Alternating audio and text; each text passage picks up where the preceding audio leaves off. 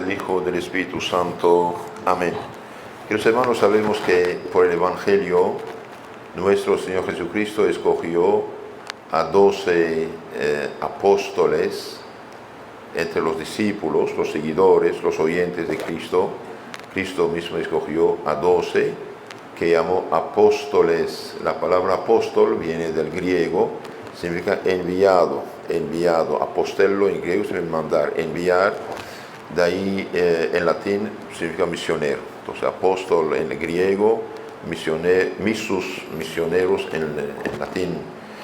Bien, los apóstoles tienen una función muy especial entre los discípulos, aunque sean discípulos también, pero tienen un grado más alto, superior.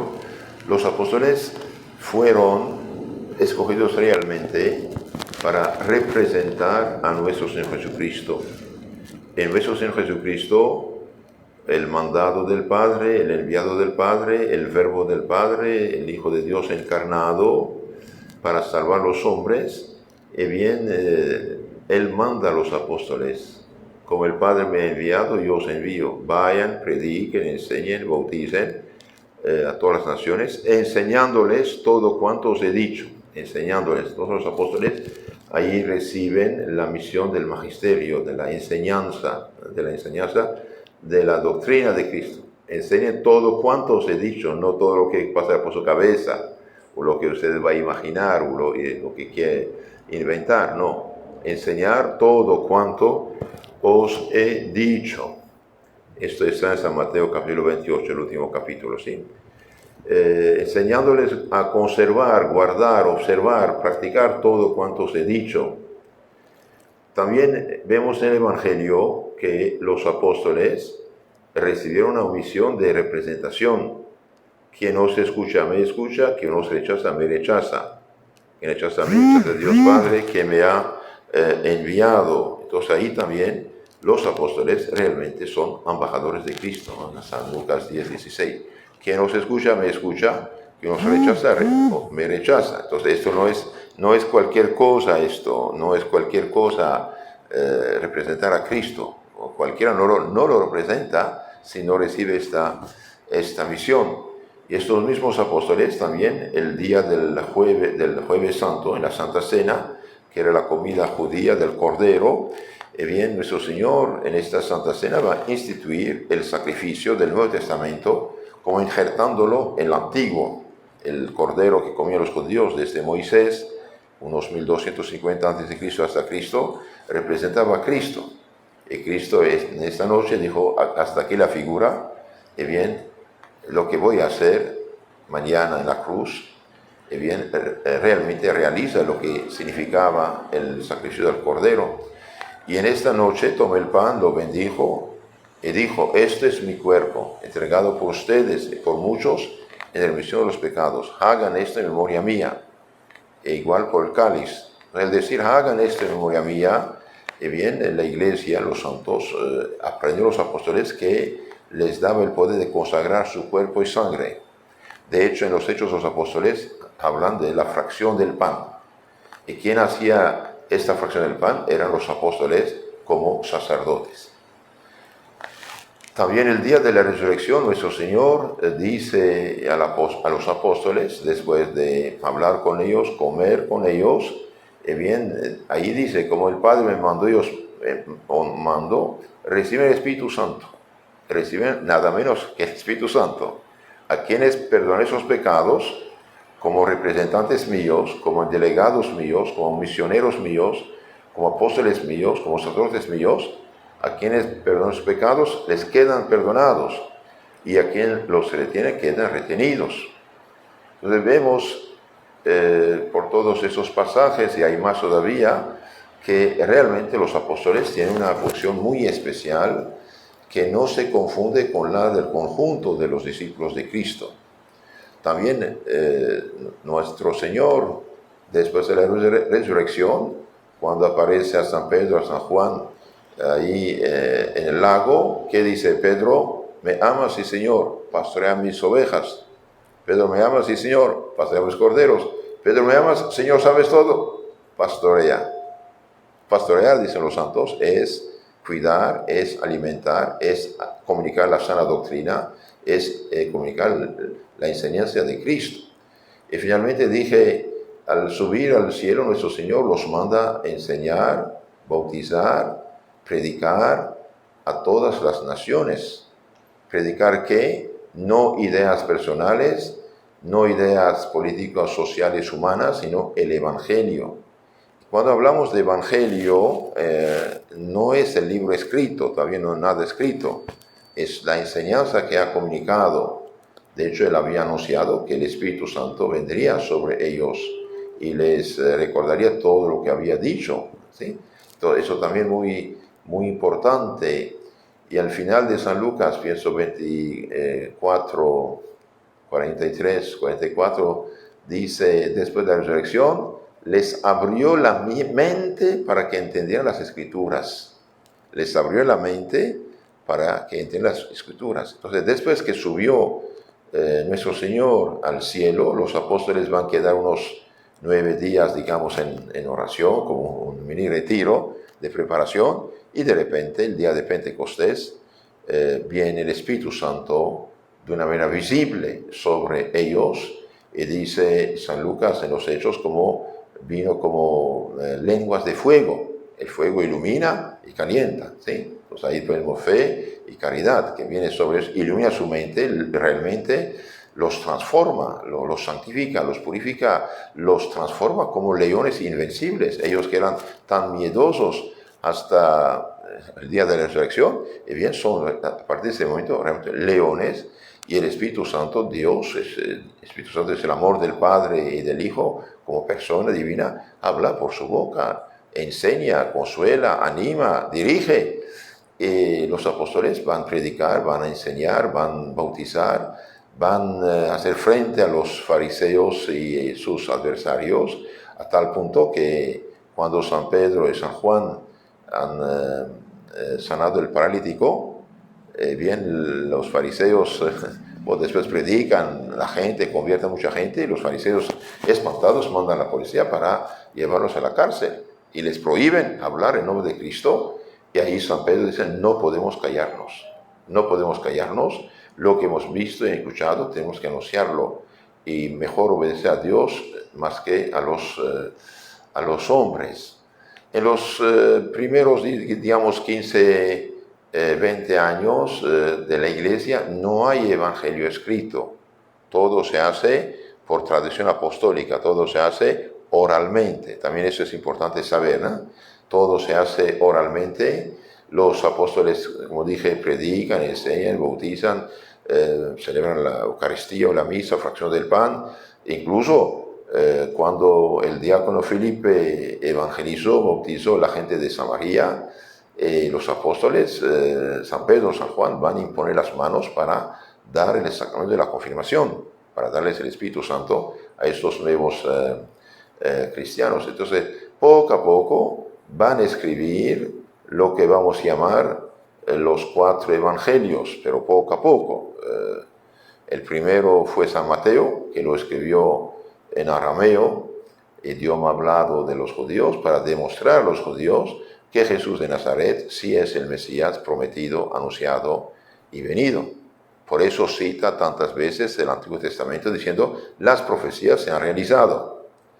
Después vemos, van a escribir el secretario de San Pedro, que va a ser San Marcos, va a escribir algo corto, 16 capítulos, mientras que San Mateo es bastante largo, 28.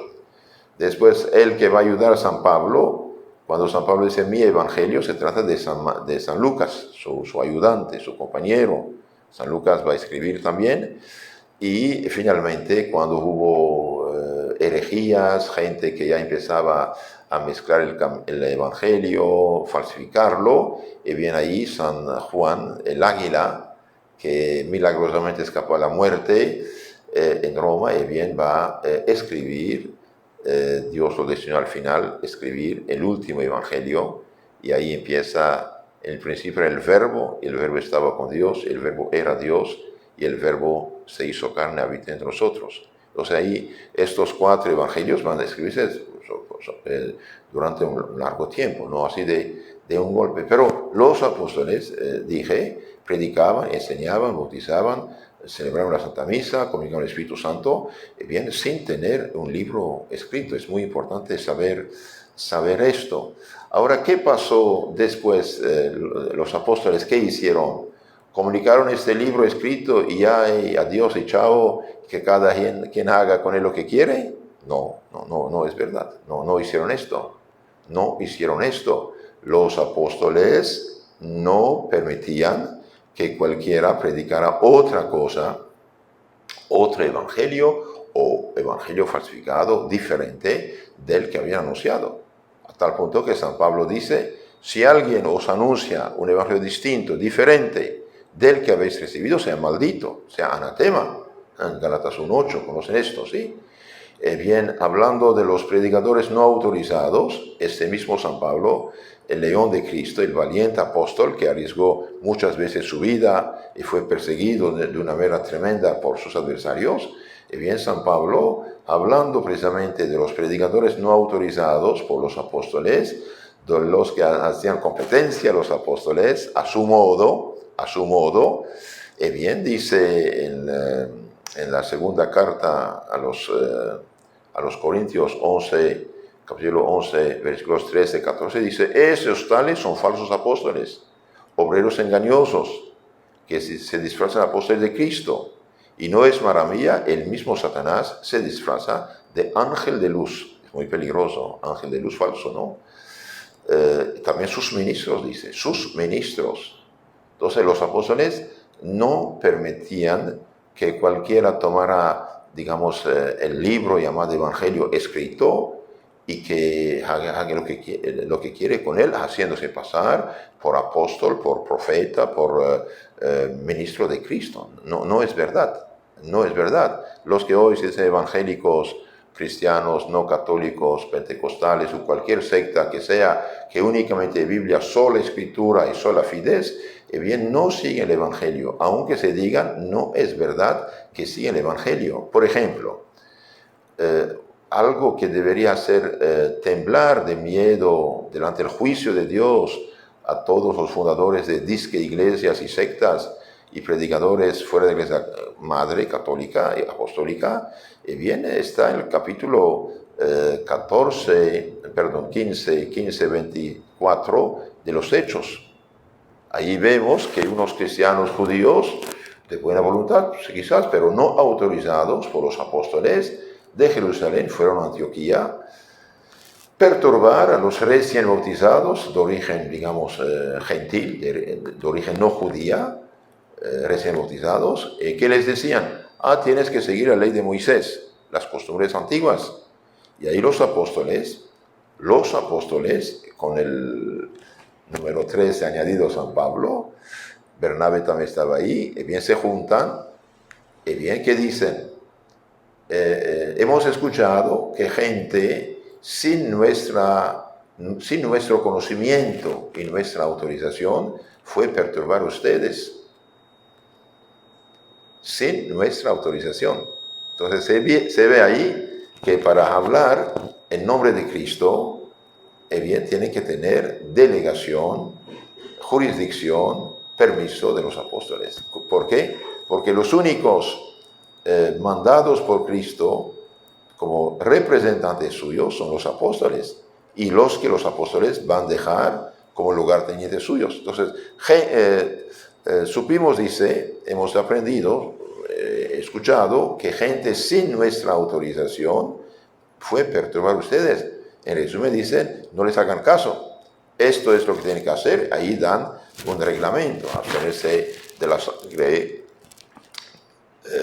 sangre. Todavía los judíos estaban muy quisquillosos en ese asunto, abstenerse del culto de los ídolos, de la fornicación, etcétera, etcétera. Y los apóstoles ya ahí dan un reglamento. Y vemos también que de San Pablo nos quedó mucho más, muchos escritos que los demás apóstoles. Y bien, San Pablo encarga, por ejemplo, a Tito en Creta, en el capítulo 1 de su carta a Tito, te dejé en Creta para que pongas presbíteros al frente de las comunidades. Dice a Timoteo, 2 Timoteo 2:2, oh Timoteo, lo que escuchaste de mí, comunícalo a hombres fieles, aptos de comunicarlo a otros. Entonces hay una cadena. Cristo, los apóstoles, Cristo comunica a San Pablo milagrosamente, pero San Pablo hizo averiguar lo que había recibido por los apóstoles para no caer en ilusión. Y bien, Timoteo aprende de Pablo, Pablo de Cristo, Timoteo tiene que comunicar otros y esos otros tienen que comunicar otros. O sea, hay una cadena, una de transmisión, lo que llamamos sucesión apostólica.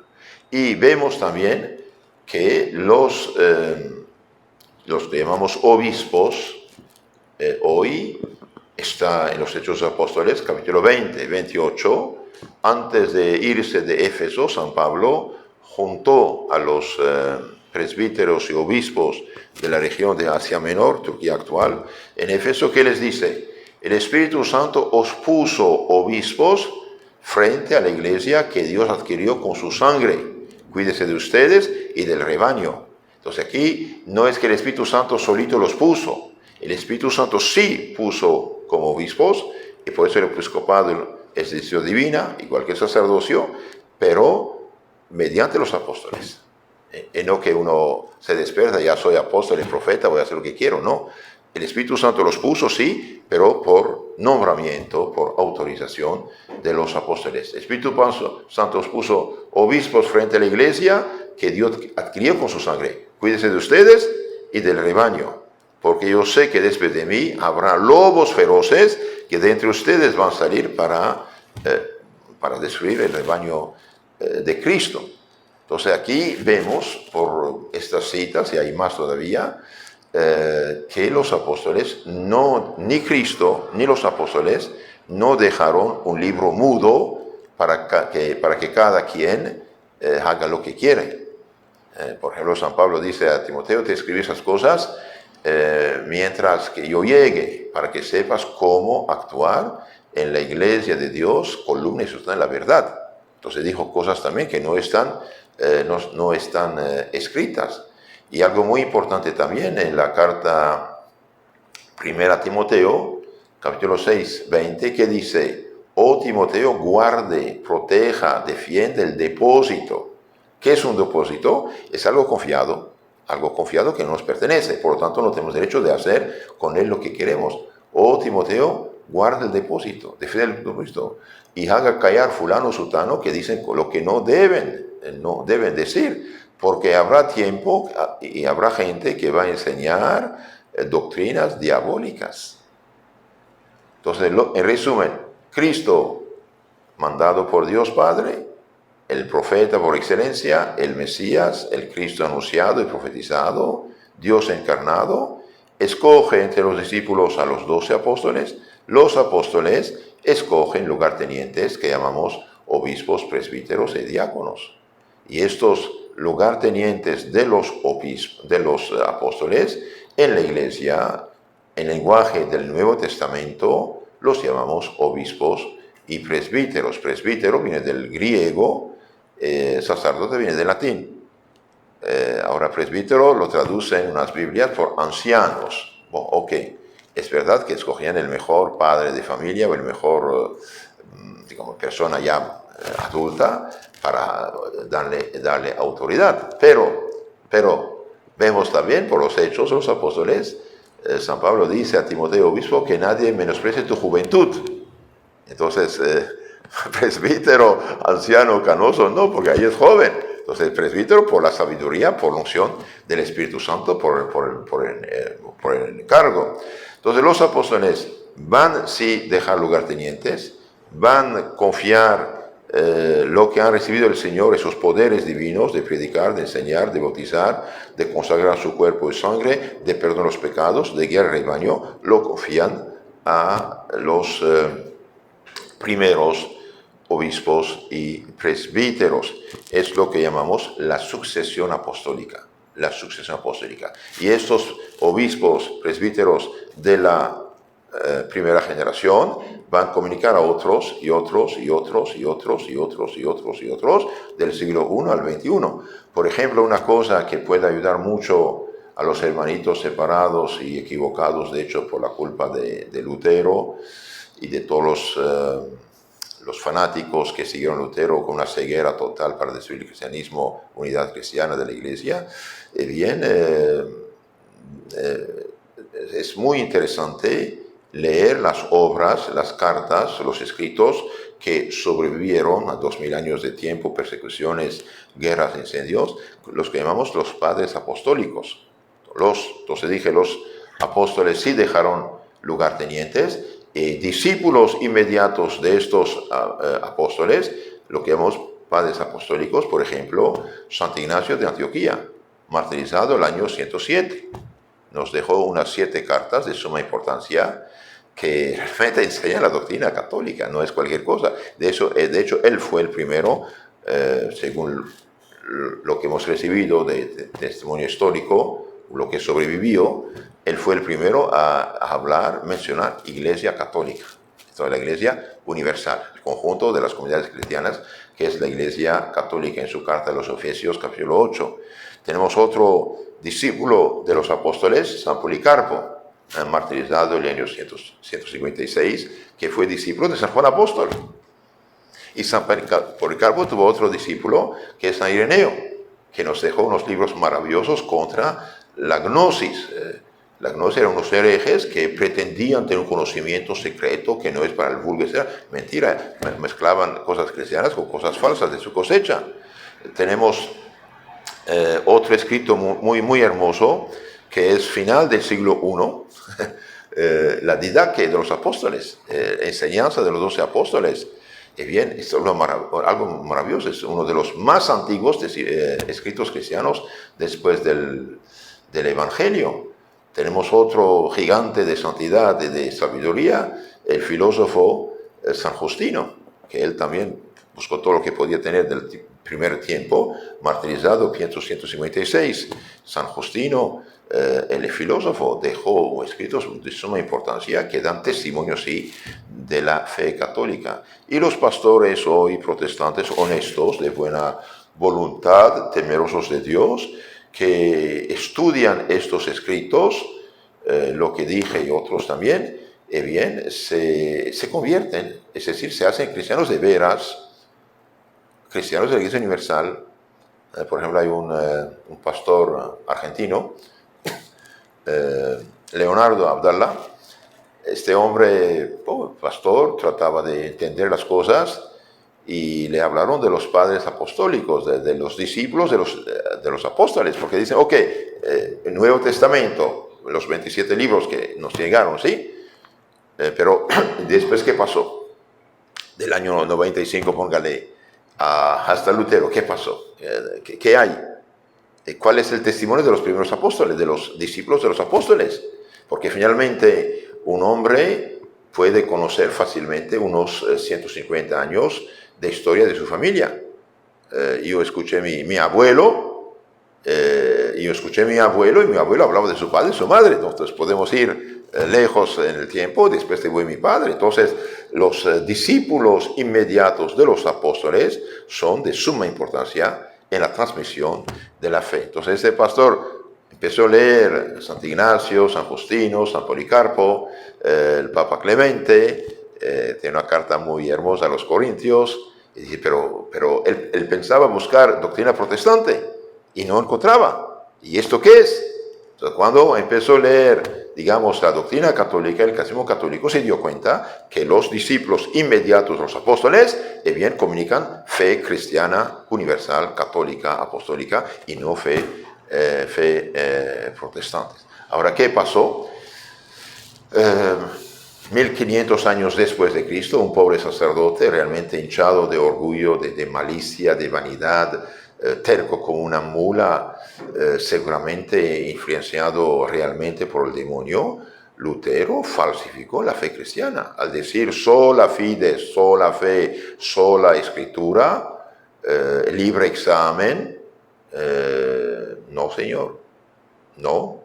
La Biblia dice que todo no está escrito.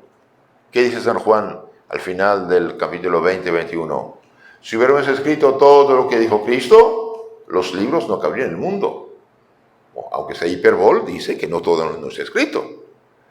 En la carta segunda y tercera, el mismo San Juan, hay un solo capítulo al final, ¿qué dice? no quiero papel y tinta, vamos a hablar cara a cara. ¿Y qué dijo? Traducción apostólica. San Pablo dice, escribe esas cosas mientras, y cuando voy con ustedes voy a decir más. ¿Qué dijo? Traducción apostólica, transmisión por la comunicación oralmente transmitida. En la segunda carta a los Tesalonicenses 2:15, ¿qué dice? Los felicito, manténgase firmes en las tradiciones en las cuales fuisteis adoctrinados, sea de viva voz, sea por carta nuestra. ¿Y qué dijo de viva voz? Traducción apostólica. Apostólica. Entonces, decir sola escritura es realmente falsificar la fe de la iglesia. Es engañar a la gente en nombre de Cristo.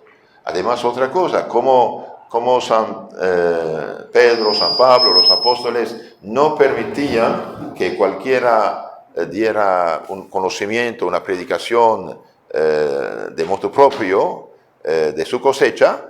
Y bien, los sucesores de los apóstoles son los que nos han transmitido la fe auténtica, defendiéndola contra las herejías. Hubo herejías desde el tiempo de los apóstoles, no olvidemos. ¿Por qué San Pablo regaña a los gálatas, necios gálatas? Están pasando el evangelio. No es que hay otro evangelio, hay gente que perturba. Entonces, los que, por desgracia, durante casi 2000 años de historia cristiana, han querido desobedecer a la autoridad legítima sucesora de los apóstoles, han llevado las almas más bien a la perdición en nombre de un falso cristianismo, de un falso misticismo, de una falsa espiritualidad. El cristianismo hubiera sido destruido desde el inicio si Dios en su sabiduría no hubiera dejado esta sucesión apostólica de los obispos y sus ayudantes, los presbíteros, y el obispo, digamos, que representa a San Pedro, que conoce a San Pedro, que es el Papa. Es importante saber esto. El cristianismo hubiera hecho pedazos desde siglos y siglos si los papas, los obispos, no hubieran protegido la fe católica. De hecho, cuando había unos graves problemas, los obispos bien se juntaban, lo que llamamos el concilio, en Junta General, para rechazar los errores y afirmar la fe católica. Por eso, a la vez dice, esta es la fe católica, y anatema sea el que dice lo contrario. Por eso son concilios dogmáticos que defienden la fe, que proclaman la fe y que condenan los errores. Entonces dije Lutero, por desgracia, Lutero realmente es la más grande desgracia de los últimos 5 siglos de la historia cristiana. El mundo no sería lo que es sin el orgullo monstruoso de Lutero. Y por desgracia los protestantes de hoy, al menos en los países africanos y hispanoamericanos, no conocen la historia. Eran católicos ignorantes de muchas cosas, a la vez de la fe católica genuina, auténtica, ignorantes de la historia, de la cultura, y los han presentado Biblia, y Lutero como el campeón. Y bien, acabo de leer 1200 páginas, 1200 páginas de historia de iglesia, esto es el tomo 2 de 40. Y bien, estoy leyendo el tomo sobre Lutero, fíjese. Y bien, cuando Lutero empezó su rebeldía, la Biblia ya estaba traducida en todos los idiomas cristianos, de Oriente, en copto, en armenio, en siríaco-arameo, claro, en griego desde el inicio, en latín, y después traducida en los idiomas romances y germánicos, en inglés, en antiguo francés, español y en alemán. Lutero hizo una traducción, pero el pobrecito realmente falsificó al menos 1000 errores voluntarios, 1000 falsificaciones, únicamente del Nuevo Testamento. 1000 falsificaciones que hizo de una manera tendenciosa, como los testigos de Jehová de hoy tienen sus ideas y tuercen el Evangelio según sus ideas para falsificarlo.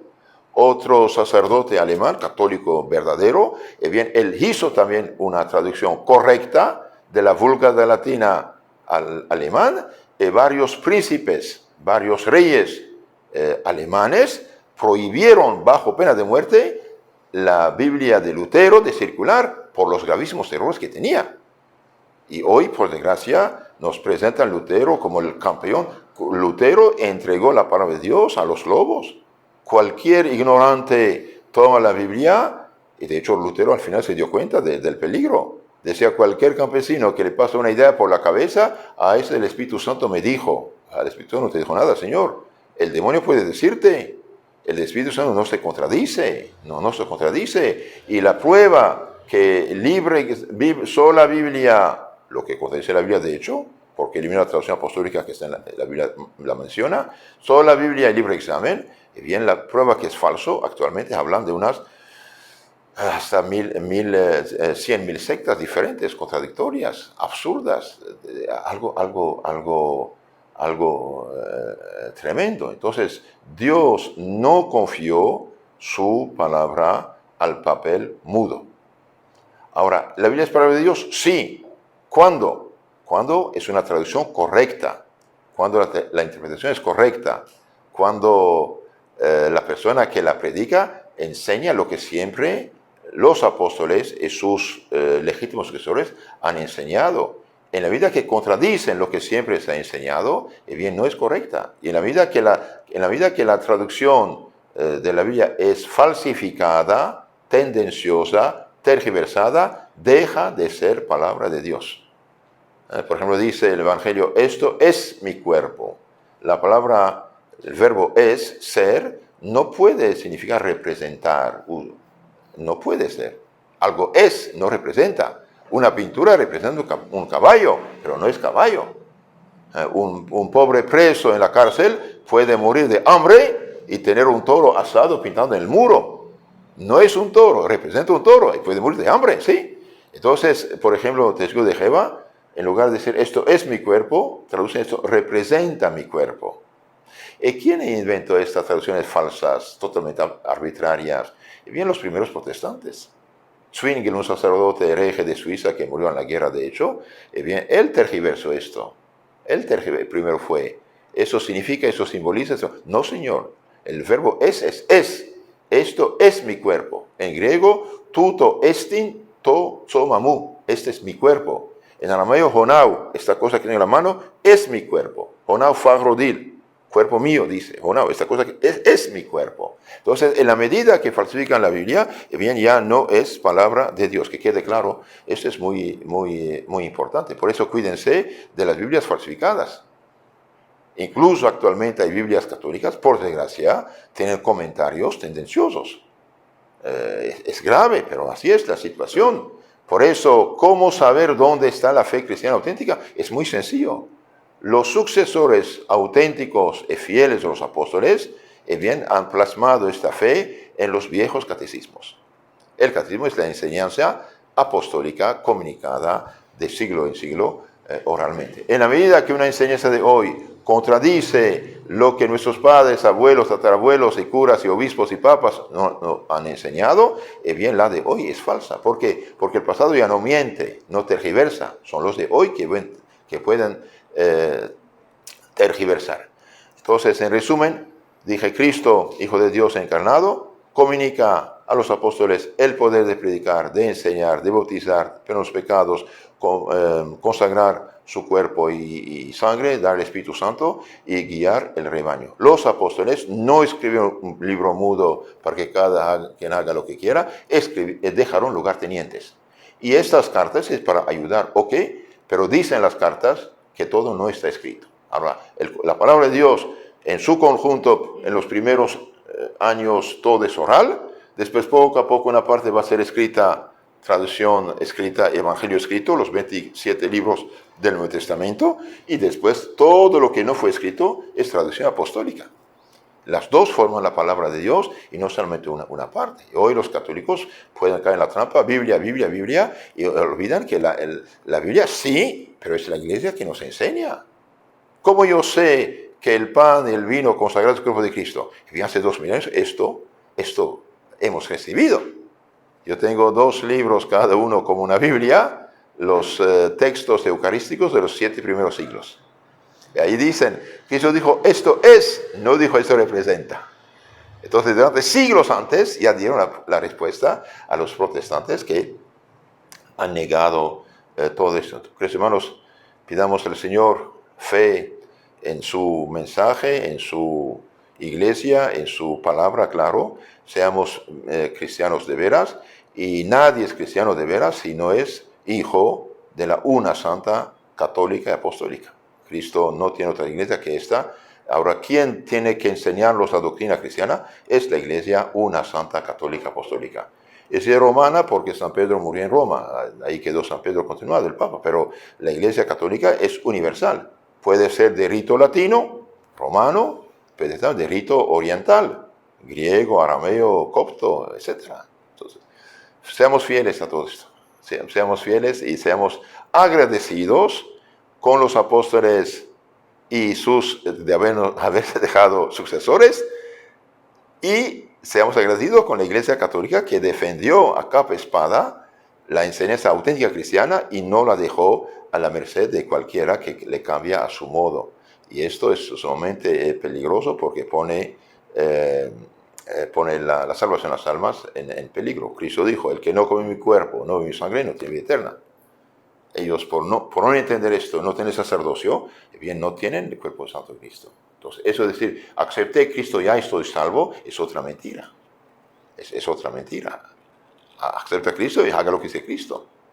Si no comes el cuerpo de Cristo, no bebes su sangre, no puedes salvarte. Cristo lo dijo: el que no come mi cuerpo, no bebe mi sangre, no tiene vida eterna. Leen el capítulo 6 de San Juan, toda la última parte, a partir de los versículos 30 y siguientes, va a ver que hay muchas cosas que dice ahí nuestro Señor. Entonces, primero recemos por nuestros hermanitos perdidos, recemos por los católicos engañados, ignorantes, que se dejan engañar, y recemos también por las autoridades de la Iglesia, el Papa, los obispos, los sacerdotes, que cumplan con su deber, que digan la verdad a la gente, que defiendan el rebaño de los lobos feroces, y que digan, como lo que dijo San Pablo: si alguien os anuncia otro evangelio distinto, diferente del que habéis recibido, y bien, maldito sea, está totalmente equivocado, fuera, excomulgado que sea.